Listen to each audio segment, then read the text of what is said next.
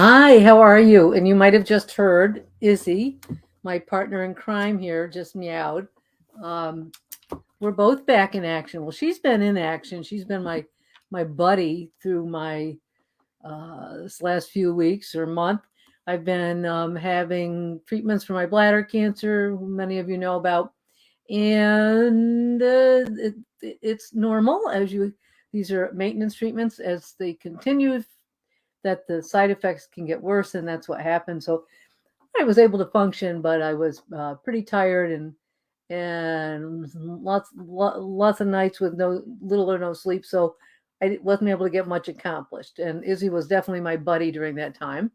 But now I'm back. I'm feeling really good and finished treatments last week, and everything's kind of calmed down. And I wanted to touch base. So tonight's talk is about some stuff that I've talked with one-on-one clients. It's not any one topic, but I work a lot with adult women riders, professional women who ride and have gone either back to riding later in life, returned to it, or started riding maybe a little later in life. Um, and they have many of the, very common things. Or so many of them are women are like very um, hard workers at their jobs, very good professionals, and they bring that to their riding. They want to do everything so very well, and kind of get caught up in trying to push things along faster, or trying to do it right, and just struggling with it, and struggling with the fact that they're having a struggle, which is normal. That's how you learn. So I just wanted to talk a little bit about some. I'm not going to obviously talk about people specifically because that's confidentiality, but in general, some different things that come up, and what happens with working with one-on-one clients and what that's like. So it's one of the things that they find that really helps them is we work on, because, and this is true with any level of riding. I work with riders, and you've heard me talk about this before, is getting so many things in your head at once. And our brains can't function well doing that. They can't multitask. And if we get many things in, there's no focus. So it's finding like that one thing and focusing on that. And whether it be connecting and feeling the horse underneath you, if you're riding a horse, really focusing on your track, something that you can, work on instead of trying to fix many different things at once. And it depends, that one thing may be different depending upon where you're at and you're riding, what's going on, what you're trying to do. But the idea of focusing on one thing, and that really becomes a aha thing when clients start doing that, and they're like, wow, I can't believe how much it helps me. I calm down, and I stay more present. I'm more with what's going on right now instead of thinking about all the things that I'm worrying about might happen, or mistakes I made or whatever. I'm just staying focused on this one thing. So that's really a really fun thing when they kind of get that and have that aha moment, and it really gives them a lot of confidence, and helps them then build from there. And often, like you said, that one thing could be connecting to what is happening with the horse, and that is really important because we get so caught up in worrying about what, as riders, what we're doing, and I need to fix this and I need to fix that, and lose that um, connection to the horse and the purpose of why you're fixing things and what's going on. And so it's really kind of shifting out of that, and certainly riders who have either come back to riding and are refreshing things, or are learning riding later in life, they're working really hard on learning new things and working on all these details. So very genuinely trying to improve themselves, and with good reason.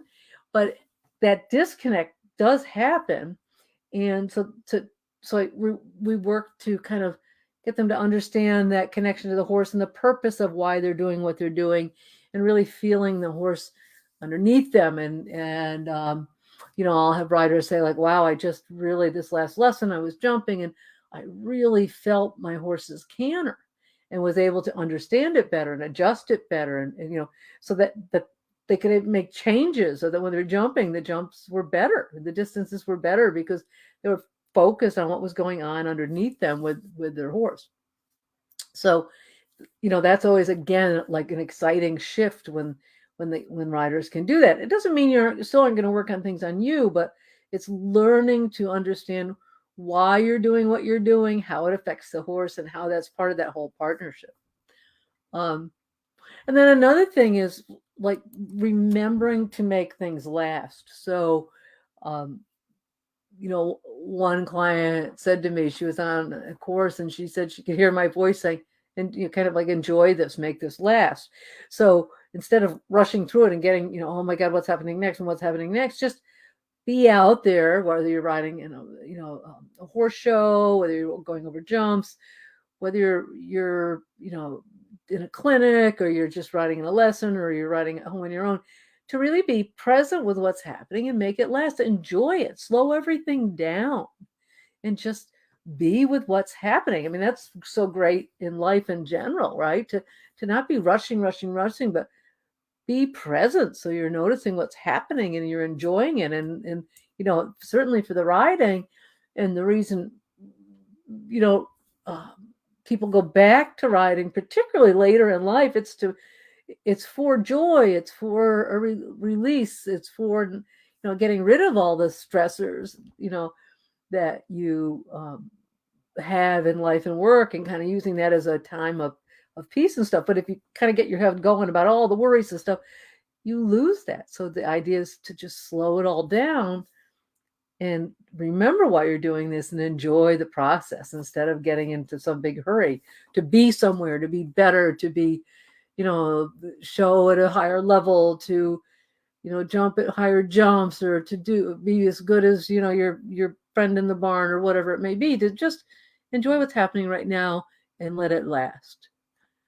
And then on that point, the idea of kind of comparing yourself to others and everything, many times, riders will be like, well, I should be showing, or I used to show at this height when I was younger, and why can't I do that anymore? Or, I'm new at this, but I really think I should be going to this horse show and this horse show, and at this level at this time, and why can't I jump 2.6 when I want to go to the horse show at 2.6, but I'm really just doing cross rails, and, maybe mentally pushing themselves to do more, and then realizing that it's kind of something like you're just kind of that peer pressure thing of wanting to do all these things because that's what you think you should do. That's what everybody else is doing. That's, certainly in barns, showing is part of it. And that's part of their business model. Many barns business models. There's nothing wrong with that. That's part of, how they make money. But if it's not what you want to do, or you want to slow it all down and you don't want to push it along, that's okay.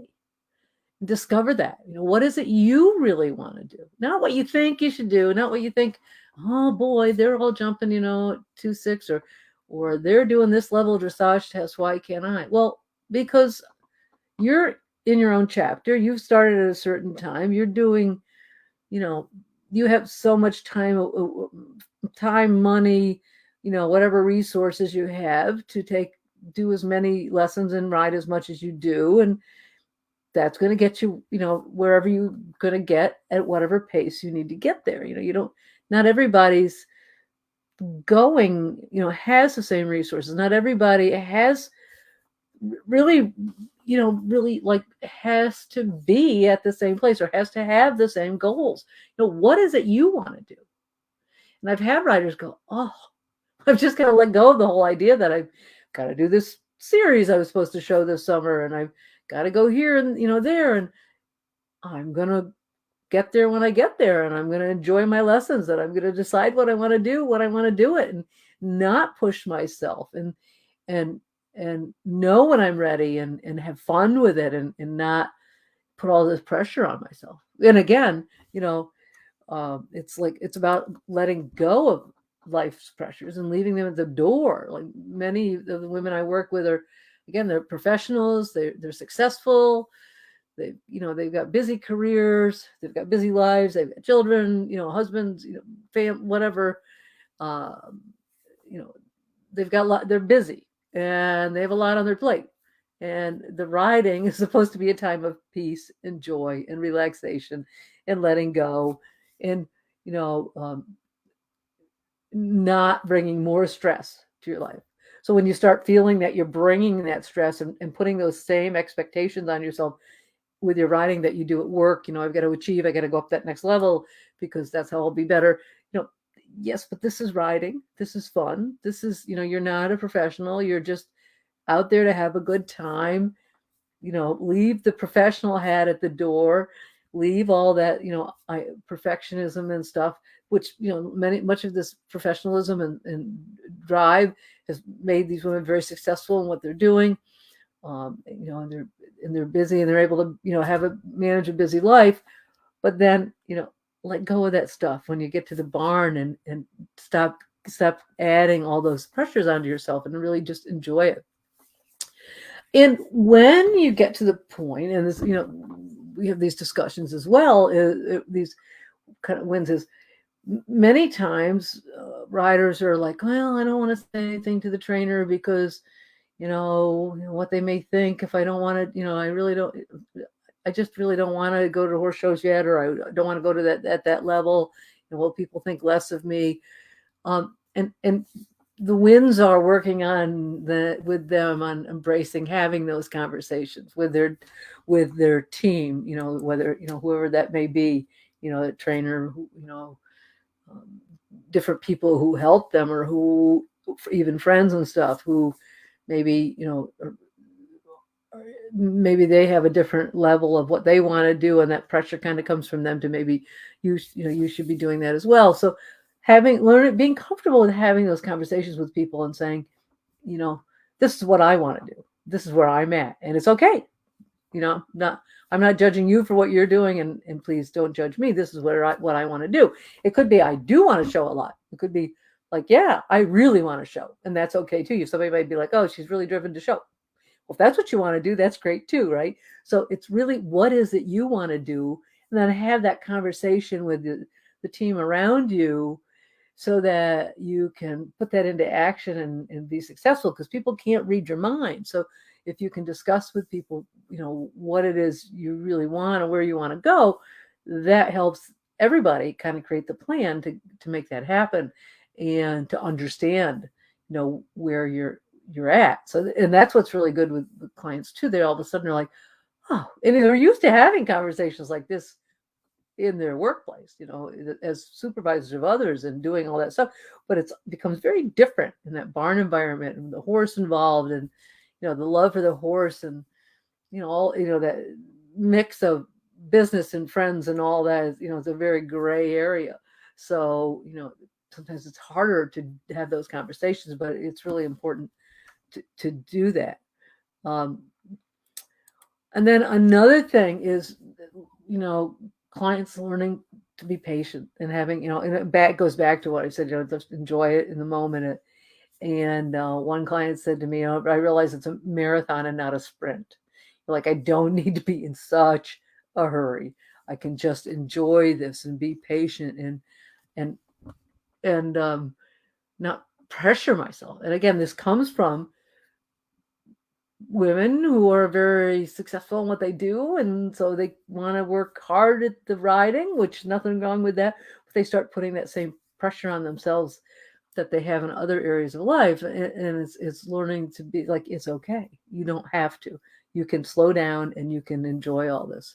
So a lot of similar things, but it's been really, it's always fun to work with one-on-one clients. I really enjoy that, and I enjoy particularly working with women who have returned to riding, and middle age and up, who have have kind of a different outlook on life. And I've been blessed with some really wonderful. I mean, I always have wonderful clients, and I have wonderful people. I'm really blessed with people who do clinics with me regularly, and host clinics, and they've been so supportive. Everybody's been very supportive of me through this journey, my health journey, which has been wonderful. I'm so blessed with, all the clients and friends and everything that have, I realized connections out there who are thinking of me and stuff. So that's been really wonderful.